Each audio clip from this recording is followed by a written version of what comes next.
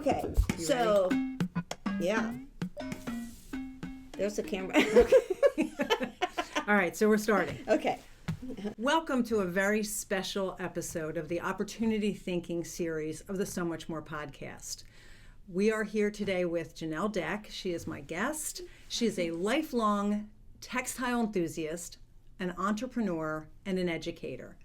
We are in Janelle's office here at Adaptive Textiles, and we're going to talk about her latest venture, which is called Climacus Studios. I'm in your space today, which is always exciting to me. I always learn something new, and there's always so much beauty and interesting things around me. So we're going to start right off with, what is Climacus Studios? Okay, in a nutshell, Climacus Studios is a collection of fabrics and wallpapers for home interiors. Okay, and it's beautiful, but how did it come about? I have to go all the way back to 20 years ago Okay. when Adaptive Textiles started. Do you believe that this year, 2024, marks the 20th anniversary in business? I can't, because I can remember touring it in the early stages of the business and being so amazed by what you could do back then, and so much has changed since then. Yes. So when we launched in 2004, we launched with a really clear mission. In fact, I have our original business plan. Oh my gosh. From 2004. Well, That's actually, so this cool. was 2003 when we were seeking investors. Okay. So when we started, we purchased a DuPont Artistry inkjet printer. It was the cutting edge technology, and we went with the mission of providing fabrics that support the success of independent home decorating businesses by allowing them to compete with stocking dealers based on the quality of their service rather than their ability to maintain large inventories. Okay. We were so excited because we launched a collection of fabrics with complete flexibility. You Being could so choose from awesome. stock patterns, and you can choose color, scale, anything about it, and alter a print to suit the needs of the project. Right, and I can remember there were a few designers who had lost fabric. It was no longer available, or it was so old that it wasn't being made anymore, and you could replicate it, or you could do something to coordinate with it. The possibilities were endless. Were endless. Yeah. In fact, that was one of the biggest misconceptions about it, was the idea that you could just take a design and make it your own. Right. Right? Because we learned very quickly that turned out to be something that people really wanted to do, but there's all sorts of copyright issues, Right, of course, that you of get course. into. Even if it's an older design, Right. it's often still protected by copyright. And so the idea of customizing prints, yay, that was wonderful, it was launched, but there was right off the bat a big challenge with the original art. Right. Like, how can we create enough designs so that Right. there was a good variety to choose from?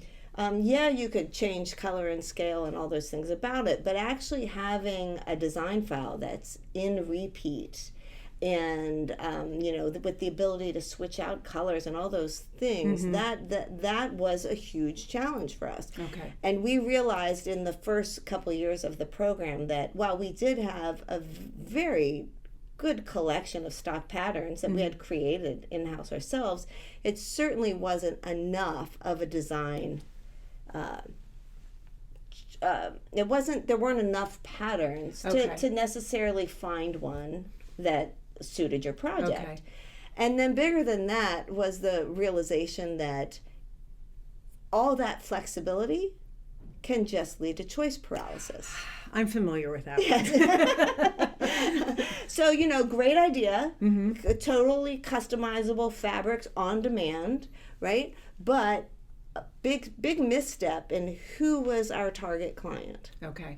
Because our target client, we were thinking, was an interior designer who would want to specify a fabric all the way down to the type of print and the colors in the print and and everything, the scale and all those things. And we realized that model didn't work very well. Okay. designers, interior designers, are not textile designers. Right. And there is such a learning curve in the whole process of designing a fabric Right. and designing a print. So much that needs to be known about graphic design and textile behavior Right. and inkjet printing that it made the program, the flexibility of our program, one that interior designers weren't that interested in. It was too complicated. Okay. It was All too right. complicated. There were too many options, choice paralysis, and then the added thing, if they're working with a client, they also then have to not only create this new print, right? Right. And decide everything about it, but then get the client approval on top of that. Luckily, we pivoted before we went out of business. Okay, good. Right? Phew, okay, Yeah, good. right. We figured Spoiler alert. by 2008, we had, figured out that our best fit client was not the interior designer, but it was the textile designer. Okay. Because then, for a textile designer to create a collection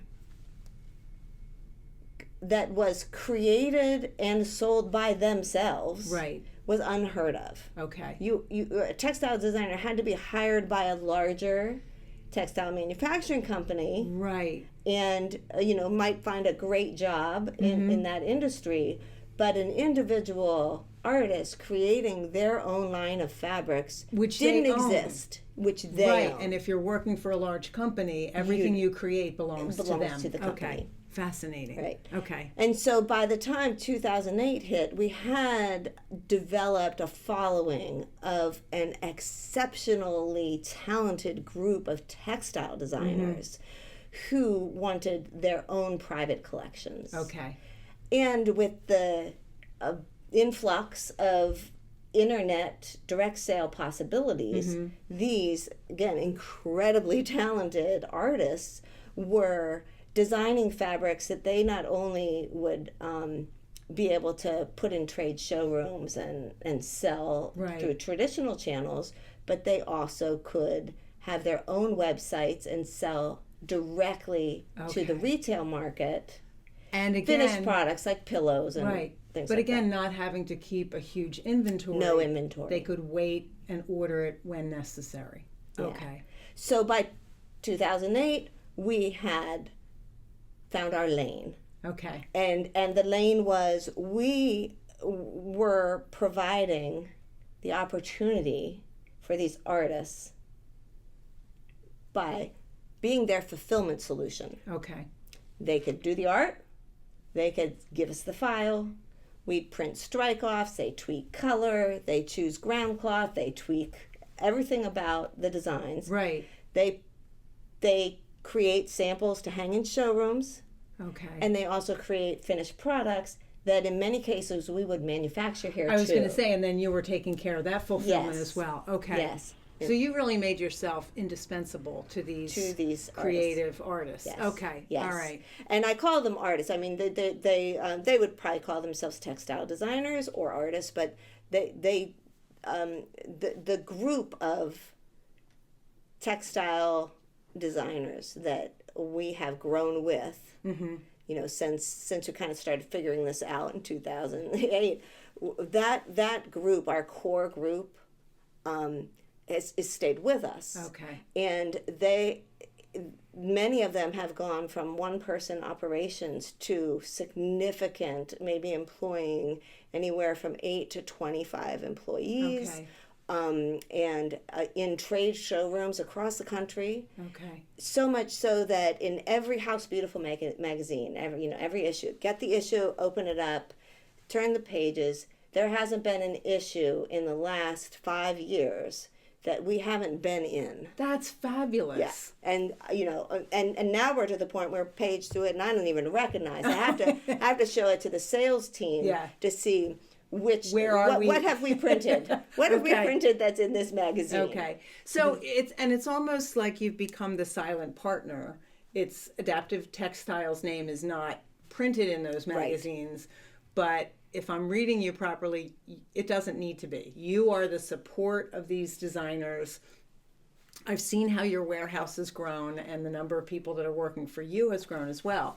But I think what's so fascinating is these textile designers and artists have been able to grow their businesses without focusing on the fulfillment and warehousing of their products. They are able to focus on what they're best at and do it well, and allow you and your team to do what you do well. Yes. What a great relationship. Yes. That's awesome. Yeah, and that's what has just been our focus. You know, that has been our focus. And we love it. You know, this idea of the silent partner is something that I familiar with from the workroom side. Because many of the wholesale workrooms, especially, right, are essentially that. They're the silent partner. Yes. They rarely get the mention. Right, and we've talked about this in the forum on the library. We've talked about it in Facebook groups. Sometimes as workrooms, we resent that we're not identified. Sometimes designers feel like they have to identify us because they couldn't do it without us. But sometimes there's some joy and some pride in saying, I helped with that. I don't need the recognition. I'm already on to the next project, but look at what we did. Yeah. I mean, we love it when our clients reach out and share the project. Totally fine with not being mentioned, Adaptive Textiles not being mentioned, because they have to protect their resources. Absolutely. We understand that. And they've been with you for a long time. Yes. They're not trying to downplay the importance of your role. No. They need you to do what they do. It's interesting because we found that the younger textile designers who market mostly through social media are more willing to share their sources. That doesn't surprise me. Right? And to kind of build a community. But not all, and certainly the ones that are, you know, more traditional in the method of distribution through trade shows, things like that. The manufacturer is an anonymous behind the scenes, and nobody needs to know. And large manufacturers are not identified in a lot of circumstances. Yeah, like who made these chairs? I don't know. Absolutely no idea. And actually, whose hands made these? Even farther removed from that. That's why we talk about that in our industry, because so many of us are the hands that made it. And we understand the importance of it. It doesn't mean that the person who has created the line or created the designs doesn't value it. It's just that many times removed. Yes. And so at a certain point, it would be like a movie. Oh, I know. Trying to show all the people. Right. If you like at the Oscars, how many people do you have to thank? Exactly. Right? With all that. But so with Adaptive Textiles, we found that that's our role. Okay. That's our role is the silent fulfillment. We want our clients to rely on us. We want them to suggest other things we could be doing that would be helpful to grow their collections. Okay. And we're quite happy in that role. And, to be invited to a trade showroom opening cocktail party, I wouldn't even want to go.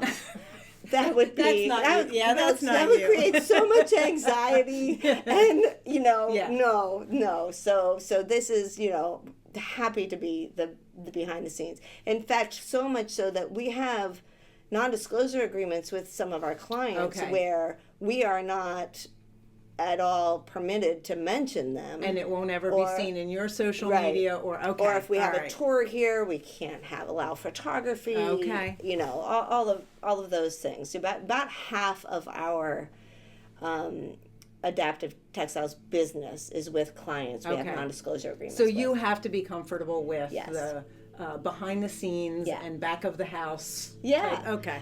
But there's nothing I love more than then being able to, again, see something in house beautiful and then go to the staff and say, you sewed that pillow Okay. that is on page 20 Yeah. and featured in this beautiful roomscape. Right. And so we have a place where, every time somebody finds something, we see stuff on Netflix Oh, wow. that we've sewn Yeah. or at least printed. Right. And so we'll take a screenshot and print it out and put it in the kitchen. That's and let awesome. everybody, feel the pride Okay. for creating Okay. something I love that. so beautiful. Kind of in the evolution of it all, what happened next is, well, in 2017 we started the Workroom Channel. Right. The Workroom Channel is a daughter company of Adaptive Textiles. The Workroom Channel's focus always was education, whether it be through our YouTube channel or our courses or the things we produce for the library. Right. The idea with the Workroom Channel was to just elevate the workroom and provide the educational opportunities for the maker. And even more connection for workrooms. Yes. I mean, we were starting, because of the internet, we were starting to have more and more connection, but I felt like the Workroom Channel and some of the videos that you produced allowed people to see inside other workrooms and say, oh, wow, there's a great idea. I'm Yes. going to put that in my Yes. workroom. So I think the Workroom Channel was really instrumental in that and in allowing workrooms to recognize the commonality that they had with each other. And I think that's been really important in the growth of our industry. That I don't even recall now whose idea it was to do the workroom, the Real Workroom series, but what a gift. Yes. I look at it as a gift to me personally as well. As much as it's about sharing and everything, it was actually a Real Workrooms tour very recently that helped define the vision for Klamaca Studios. Oh, okay. There's so much learning that happens when you are actually in the space. Yes. In the space, and now with the video technology to be able to be in the space, Right. even if you live across the other side of Yes. the world. Yes. So that's been a joy, and that was one of Adaptive Textiles offshoots that never had the intent of profit. Okay. It was basically just kind of community build. It was something I wanted to share. I wanted to allow others to share. Let's see the behind the scenes of this stuff that is so fascinating, Right. especially if you're into sewing, right? Sewing or not so much sewing, tabling, all those other things. Yeah, We right. talk about that. We don't do that much Right. sewing, do we? Right, and so that evolved for a few years, and then in 2020, and through the pandemic, it just hit me.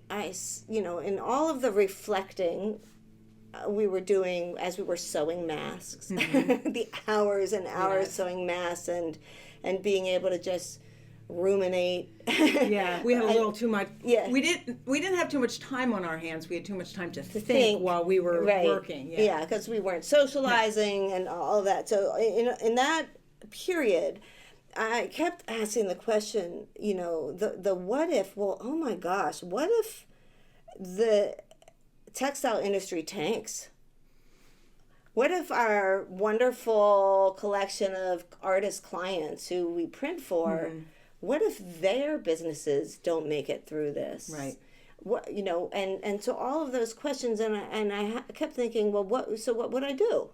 What would I do? And my default is always, there'll always be the need for upholstery and slipcovers, and so could always pivot and provide workroom services. That's not going away. Right. Right. But then the other thought was, I've got this textile printing company, and I've never done it myself. I was starting to Okay. think, gosh, maybe I want to design some prints or at least develop a collection, right? And so that was kind of the thought. And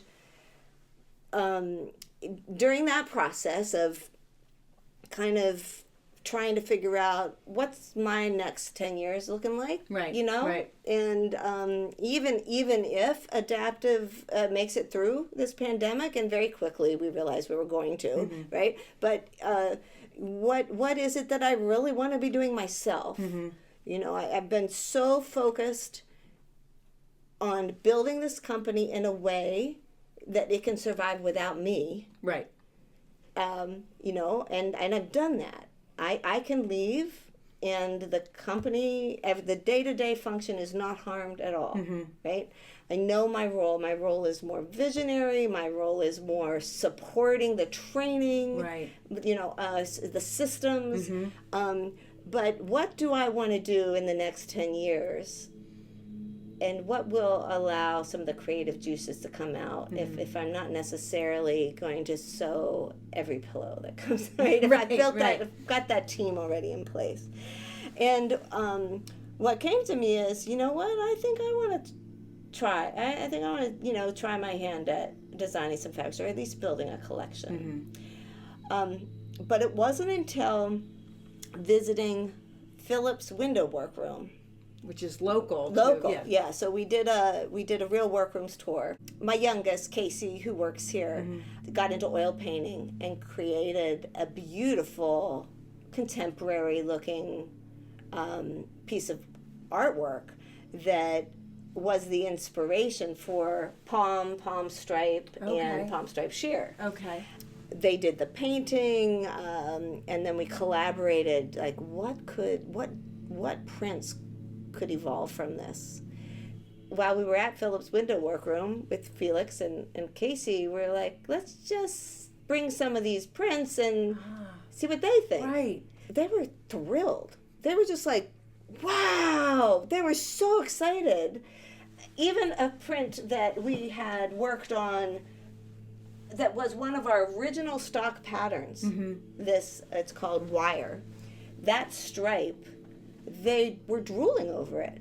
And we were so surprised because we had this kind of like, we think it's cool, but will anybody else like it? Right. And their excitement over it just blew us away. And we were like, okay, we got to move on this. This is more than just an idea of, oh, we'll create some fabrics. You got some validation. Right. Yes, exactly.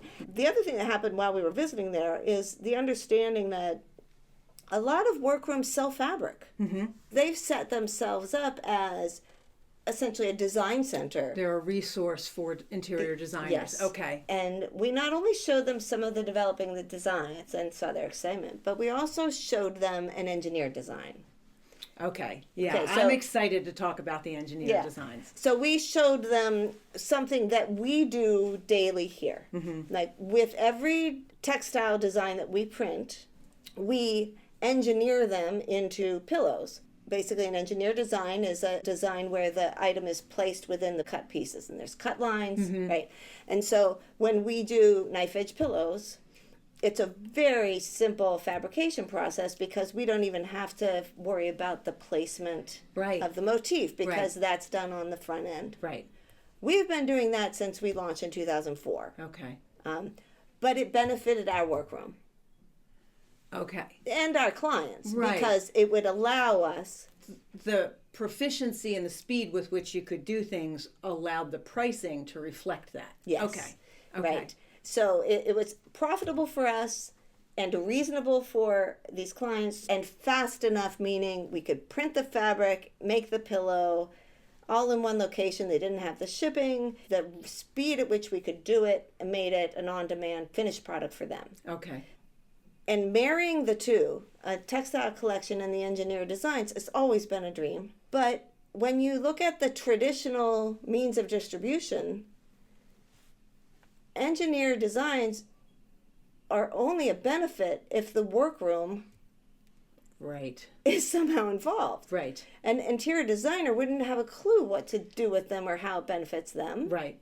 And it's that because it doesn't benefit them. It doesn't. Absolutely. Right? We have to figure out a way that these can be in the hands of the workroom. Right. If it goes the traditional model of interior designer specifies it after they've seen it in a trade showroom, so basically trade showroom has to know and receive the things and have it hanging.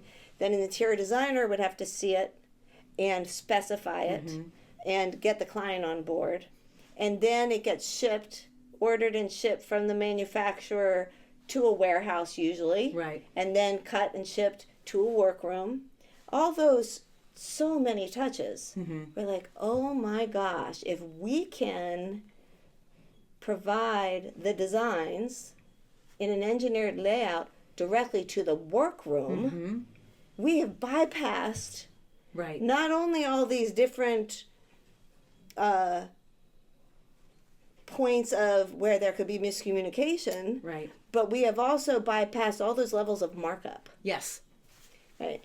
And the workroom then can benefit because they not only benefit from the reduced fabrication time and the consistency of placement and all that, but they also benefit because they can be providing the yardage to the interior designer as a wholesale workroom. Even workrooms who had not been selling fabric Yes. or offering fabric in the past now had not only an incentive but an easier way to Yes. do it. Okay. Right, Okay. right. It's just more direct, Yeah. right? A more direct way Right. to do it. And it makes them more valuable to their interior designer. Yes. Okay. Yes. Okay. Whether they share the engineer design with the interior designer or not Doesn't matter. Doesn't matter. They don't have to. As Right. long as they have samples of the fabrics and and shown say, hey, this finished would make a great products. pillow. Yes, absolutely. Right. Okay. Where did you get the name? Why Klimaka Studios? Okay, love that.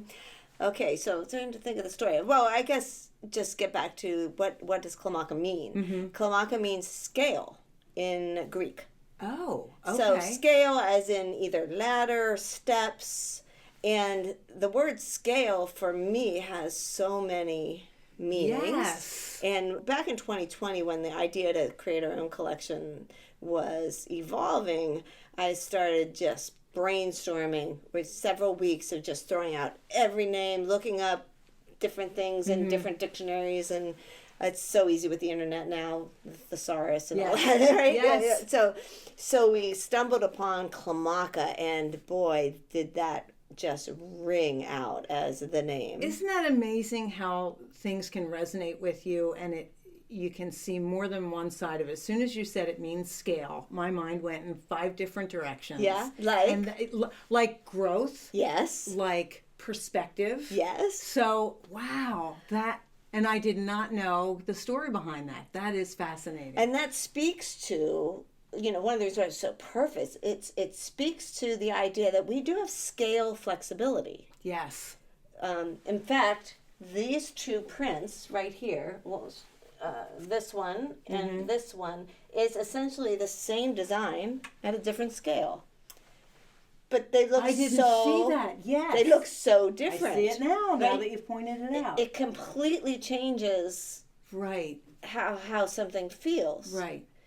And then the other meaning you were talking about, scale your business, just the growth in Yeah. a business. And, so we thought, oh, what a perfect name, because we're not only talking about scale in terms of design, but we're talking about scale in terms of scale your business. These fabrics provide an opportunity to scale a business. Right.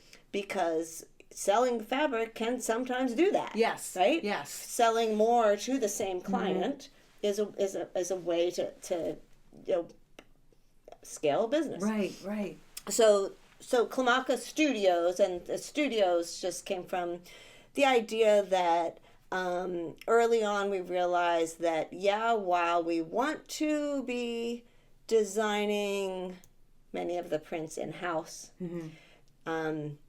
taking advantage of the incredible talents that we already have Right. on our staff. Right. Like David is a fine arts major, was a fine arts major. As I said, Casey was just getting into oil painting. Right. I think it's in me, although I really haven't explored it. Okay. And so many people here have just such incredible creative talents. Right. Right. So it was a means to incorporate artwork from several sources. And so Okay. that's the studio part. Okay. It's studios. We're talking about collaborating with artists in order to create Scaling and cohesive- collaborating. Yes. I love it. I Scaling love and it. collaborating. So Okay. Clamacca Studios. Perfect. But actually, the name brings me to one of the things we have even in this very first collection launch is the collaboration of not just Casey's oil paintings and some of the original stripes from 20 years ago, but we also have collaborated with two other artists. The ferns and the feathers pattern are from an artist named Sarah Bourne Rafferty, who does cyanotype prints. Oh, okay. She's here in Westchester, and I love her work. Her work was the first original artwork pieces that I've ever bought. Really? Yeah, and that was about 8 years ago. I found her and loved her work. I love the color blue, the cyanotype blue, and bought 4 pieces from her, and that was my first. I felt so adult in purchasing original. That is definitely adulting, is buying original art, Yeah. not a print. You know, Right. it's original art, and since we've become great friends, and it is just a joy to work with her. And when I saw some of her work, you know, over the years, I asked her, it's like, have you ever thought about, like, you know, turning this into a wallpaper or a textile design? And she's like, wow, now that you mention it, yeah, you know. So we've collaborated on a number of things, and she and Casey work really well together as far as the collaboration. The value that we're providing is getting to a beautiful print. It's what we're learning is so much gets edited out. Right. Like, we've got that one piece of art, you play, create hundreds of different variations, and then you knock it down. Right. Knock it down to the ones that speak. That's where we realize the value of not just collaborating with the artists, but showing the designs at various stages and getting feedback From from everybody involved? Well, sometimes like we threw a lot of stuff out to the beta workrooms who were our first clients. We also, as a part of just engaging the team here, even, you know, the team of 20 employees, some are in the warehouse, some are in the print room, some are in the workroom. It's not uncommon for there to be a design out on the lunch table and say, what would you name this? Okay. Pick your 5 best colorways out of the 20 that are there. Okay. You know, that sort of thing. Okay. So we talked early on about the idea of copyrights and permission if you're reprinting fabric. What did you pursue a patent or a trademark with this? What factors came into that decision? Got it. Okay, well, about copyright, our designs are copyrighted just like any artwork anywhere. Okay. Like basically just the nature of creating original work, it's copyrighted, right? Okay. The idea of a patent or a trademark, well, there wasn't anything to patent in this process. Okay. I mean, the equipment that's used for printing, that has its own patent. Right. We don't own it. As far as trademarking goes, well, Clamacca Studios, it's so funny that you ask that, because in preparation for this, you have your series of questions, Yeah. and that's one that's often asked. I read that and I'm like, oh, shoot. I don't know if I ever applied. So by the time this podcast airs, the trademark for Clamacca Studios will be secure. Okay, good. I had done the, you know, you have to do a DBA in Pennsylvania. So Clamacca Studios is a division of Adaptive Textiles, and of course the DBA. I did go through that, but in preparing for this, I just emailed my attorney, and I was just like, did I ever do this? I don't think I did. The website's already up. All right, so I think this is really funny, because my next question is about the number of business and pricing classes that you've done. Yeah. And I'm glad that you shared that, because I think sometimes as entrepreneurs who are in this industry, if we've taken a class with you and we've learned certain things and then we don't put it into practice, we think, oh man, I blew it, I didn't. It's just nice to know that we sometimes all get caught up in things and don't take care of all the details. So, not that you shouldn't do it, but just in case. So, I'm curious about challenges in setting up pricing, as well as for the fabrics and the wallpapers, especially because you were focusing on eliminating places of markup and making this a benefit for workrooms.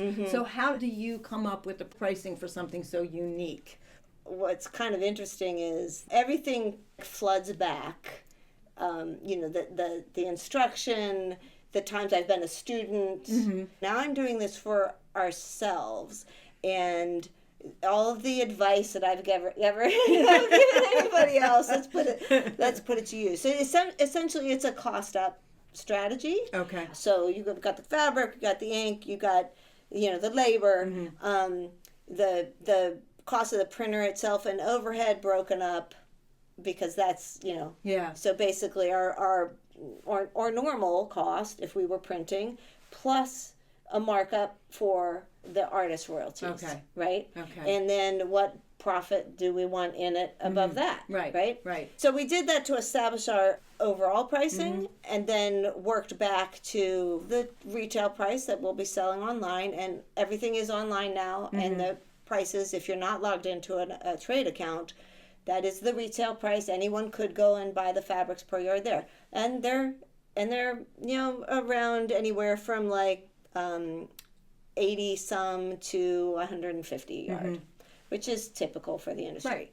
Right. And then our trade discount is 50% off. So for an interior designer who happens to stumble upon Klamaca, yes, you set up a trade account. And then for workrooms, we've got a few things that are exclusive to workrooms. Okay. First thing is that if you're a workroom account, you get an additional 20% off the trade price.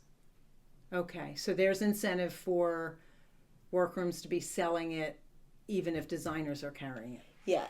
And so a workroom gets the best pricing and could either sell it to a designer and make some, or sell it to the retail end user and make more. Okay. Yeah, and make more. And then the other thing that's exclusive to workrooms is the fact that they have access to the engineered designs. Yes. So other than a couple places where engineered designs are explained, engineered designs are not visible. Okay. Unless you're logged in with a workroom account. Workroom account. Okay. Janelle, the fact that your brain can do the creative as well as the business side of it has always been amazing to me. But I love that you've been able to really keep that why front and center from the beginning. What can you do to help the workrooms be more productive and be more profitable? And I love that it has come from something that's beautiful. Oh, like Sue. That's just amazing to me. Oh, thank you. I mean, I came at this as a workroom. Right. I was a slipcover workroom before everything. Yeah. And even then I was thinking, oh, how much easier would this be if the fabric was printed railroaded. Yeah. Right? And so that's just, I don't think I'm unique in that. I think all workrooms have this constant thing of, this would be so much easier. Right. This would be better if. Right. This stripe that but I'm the working with. acting on it is not everyone's strong point, and it is yours. So I look at it as I'm in a really privileged situation. Okay. Having had the experience in the workroom, and then having built Adaptive Textiles, right? And none of that was done alone. We had a group of investors. My husband was very involved for, the first 15 years of this company, all of those things, the team we've built here, all of those things. I just feel incredibly privileged that at this moment, so many things have come together. Yeah. It's just like, it's like, I that's love that why moment. we invested in the Workroom channel. I love those moments. Right. Yeah. Because, people said to me, well, why, even one of my investors actually said, well, why are you spending time on the Workroom channel? Yeah. And I just, there's something in me was just like, I don't know, first of all, but I love it. Yeah. So I'm just going to keep doing it. Right. And then here we are with Klamaca, and I realized that all of that, actually, that's going to be our connection. Yeah. the development of the Workroom channel will be how, we just hit 30,000 subscribers Oh, wow. on the Workroom channel. Wow. 30,000. That's amazing. It blows me away. And we know there aren't 30,000 professional workrooms. Right, but there are people interested enough, and these are our future workrooms. Yeah. Hopefully. Right, or just makers, right, Yes. in general. And so there'll be a fraction of those that will be Klamaca customers. One of the reasons why we can keep the pricing reasonable for this whole program is because we don't have to invest a ton of money in marketing. Because you already have those avenues. We already know the Yeah. workrooms. We Yes. are the workrooms. They're already connected to you. Yeah. Okay. And, Oh, I love when things come together this like has that. come together Yeah. like that. And it's not just the Workroom channel, the connection with you and the Mm-hmm. podcast and the library and all of those things. We're going to be able to reach the people and businesses that can benefit the most Yes. from this program. I love that it can bridge all of the different client levels for a retail or a to-the-trade workroom. All right. There are a few other things that benefit workrooms. Okay. I'll just very quickly. One has to do with how the selvage text is written. Like being a worker myself, been frustrated by not knowing which direction is up. Yep. Right? We have arrows in our selvage text. Yay! It's not that hard. We've got hash marks so that pattern matching is not, frustrating. It's like, oh, it's obviously here. Yeah. Right? We do things like if it's a vertical stripe and it's for drapery, we make it so that the stripe is offset slightly. Okay. So that when you pattern match and pleats a pattern, the seam is on the side of the pleat, Okay. and not in the front of the pleat, Okay. and very visible. So there are just little things like that. It's a long list. But that mean a lot to a workroom. Yes. They might be totally unimportant to someone selling to a Interior client. designer Right. who is not a workroom Right. wouldn't even know Right. that So think could, about that. that could make the difference of an hour or two. Yep. Right? Yep. Things like that. Or it could be the reason why something got made incorrectly. Right. There is so many pieces, and I really look forward to, as this line evolves, more and more feedback from Right. workrooms. Right. How are you interested in stripes being available railroaded? Right. Are you do you have another design for a pillow? Susan Woodcock has a design for a special double pleated Turkish corner pillow. Okay. And we're looking at how can we incorporate that into an engineer design. Okay. There are just so many little details that you would never be able to incorporate into a design under normal circumstances. Okay. Like you would never go to the manufacturer with feedback because No. it's done. And Right? The and screen- because yeah. no one would care. They would thanks and Right. hang up. Okay. Right. But since we're closer to it, right? Okay. We're closer to the maker. And we also are Yes. makers. So we You have that connection. yeah. How do we say it? We say we feel your pain. Yeah. Right. Because we truly do, Yes. because we've lived it. Yes. And so here's one little detail that we just started doing. If you're ordering, 3 or 4 different fabrics, you know how we like to ship things on one roll, Yes. so that it saves shipping. Right? We take little cuttings of what's on the inside and put them on the outside. Oh my gosh. Basic irritations of our day Yes. are eliminated. I love that. Yes. I love that. So those are just a few standard practices for Klamaca Studios that we've launched this collection with. Right.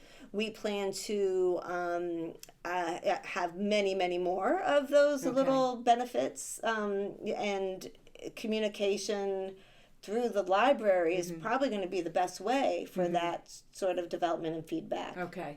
The forum on the library right now, that is the Klamaca Studios beta group. Right. And it's only people who can see that on the forum are the people in the beta group. In the beta group right now. Right. But by the time this podcast is broadcast, we'll be out of the beta period. Okay. And I would like to open up that forum to all of your library members, all of your Pro Plus. yeah, members, all of your yeah. Pro Plus members, so that we can have those conversations. Okay. We can have those conversations in the safe space of the library, and people can share their ideas. Maybe it's an idea for, what is missing from this initial collection are multicolor prints. Okay. Like there's nothing that's a floral that has, Okay. 8 different colors. And so we know that we need something with a large motif. So we've got things in the works as the collection evolves, and I'd really love it if people participate in the Klamaca forum. Okay. That would be the exciting. library. So I usually send questions ahead of time, and I did, and I didn't send you this one. Okay. Uh-oh. I know. Unscripted. Oh, no. Where do you see Klamaca in 5 years? Oh, that's a great question. I have to thank Susan Woodcock for that one. That's a good one. She asked me. She's always forward thinking I know. like that, I right? know. Where do I see Klamaca in 5 years? Wow. Okay, so I'm envisioning right now. I'm thinking that so here we are with our initial collection. I would see a situation where it's the next season on the development board. Okay. And so they're like, we've got 2 boards here, right? And so I'd say, so this would be the fall collection 2024, and then this comes down and we have the spring collection 2025, and then this comes down, and so in 5 years that would mean probably 9 more rounds Right. of new pattern introductions, 9 more rounds of innovation, 9 more rounds of feedback from workrooms Okay. leading to new items. The idea I'd like to see in 5 years, the concept of engineered designs is well known. Okay. In 5 years, if you're a professional workroom, you will know what one is. You will have total comfort in ordering something that way. Okay. And you are benefiting from not only the beauty of the collections, but what it brought to your workroom Right. and your opportunity to scale your own business. Okay. I just thought of another benefit to workrooms and designers. What? It's never discontinued. Oh, yes. You can always get more of what you need. So if you make panels for someone and they decide they want pillows in 3 years, the fabric is still available because you would order it. Yep. That is a huge benefit. Janelle, this has been so much fun for me. Is there anything else you want to share before we wrap up? Oh, my goodness. No, I think we've exhausted everything. I so appreciate you, Seal. I love being here. I hope that people will log on to Klamaca Studios and find out more about what's available. And it's going to be an ever-changing website because of different availabilities. So it needs to be bookmarked and checked frequently. Yes. Thank you so much for this Oh, opportunity. Seal, thank Janelle. you. It's been a pleasure. Oh, always a pleasure to chat. All right. Thank you so much.